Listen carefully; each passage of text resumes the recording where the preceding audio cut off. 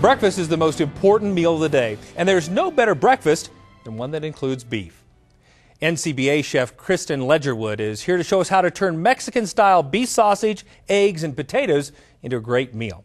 Kristen, you know, we have so many great lunch and dinner recipes for beef, and now you've brought us a great breakfast recipe. Yeah, and we came up with a nice twist on using ground beef and being able to make a breakfast sausage out of it. That's great. But today I actually brought you a Mexican style, so we did a little bit of a twist than your typical breakfast sausage that we've got.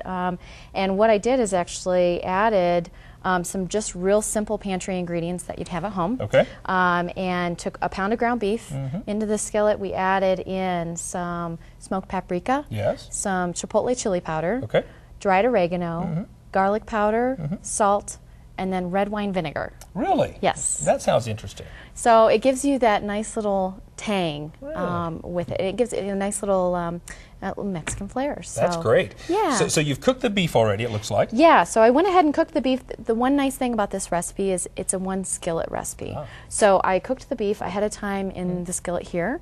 We went ahead and drained it, pulled it to the side, and then I just took thinly sliced potatoes and onions, and I added those to my skillet. So I've already started this kind of getting it ahead of schedule here for us. And I'm just going to take a lid here. We're going to give it a nice stir. What we're looking for is for our potatoes and onions to start a little cooked through, kind of translucent, and we've got some really nice color on this. So we're at the point now where we're just going to go ahead and add our ground beef back. Just on top. Just add it to it right on top. So we're going to stir that in. Very good.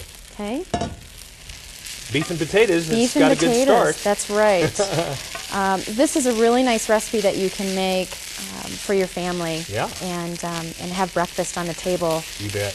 In no time. So add in our ground beef. And then last I took six whole eggs.